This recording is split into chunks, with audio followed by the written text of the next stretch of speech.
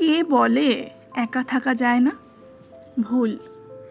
যারা একবার সত্যি একা থাকতে শিখেছে তারা জানে একা থাকার আনন্দ ঠিক কতটা গভীর।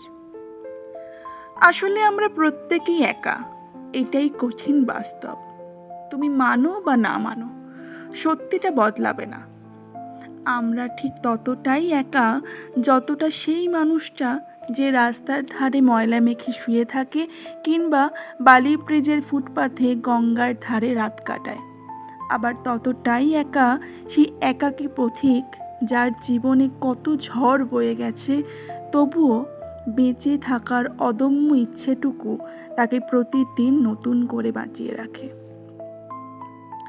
অনেকেই জিজ্ঞেস করে, একা থাকো, ভয় করে না? আমি ভাবি, কিসের ভয়? অঘটন, দুর্ঘটনা, সেগুলো তো মানুষের ভিড়ের মধ্যেও ঘটতে পারে। এসব নিয়ে ভাবি না। জীবন আমাকে অনেক কিছু দিয়েছে, আবার অনেক কিছু কেড়েও নিয়েছে।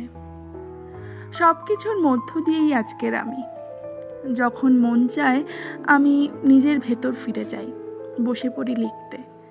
এলোমেলো ভাবনাগুলোকে শব্দে সাজিয়ে রাখি, যাতে পরে আবার ফিরে এসে তাদের স্বাদ নিতে পারি। জানো, আমার বর প্রায়ই বলে, তুমি না ভীষণ আলাদা। এমন মানুষ নিয়ে পৃথিবী চলে না, একটু প্র্যাকটিক্যাল হও। আগে খুব রাগ করতাম, এখন আর করি না, বরং ভালো লাগে। কারণ আমার মতো মন নিয়ে অন্তত একজন মানুষ তো পৃথিবীতে বেঁচে আছে। সংখ্যাটা যত কম হবে ততই গর্ব অনুভব করব। ইউনিক হতে কে না চায়? সময় পেলেই ফিরে যাই সেই 2000 সালের দিকে, যখন থেকে পৃথিবীটাকে একটু একটু করে বুঝতে শুরু করেছি।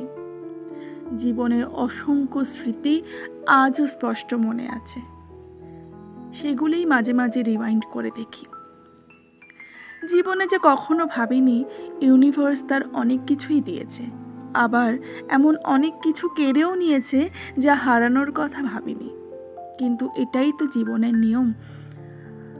সব কিছু সহ্য হয়ে যায়, সব কিছু মেনে নেওয়াও একদিন হয়ে যায়। শুধু শান্ত থাকতে হয়, সৎ থাকতে হয়, যতটা সম্ভব নিজের কাছে সৎ থাকতেই হয়। কারণ সব হিসেব জমা হচ্ছে কোথাও না কোথাও।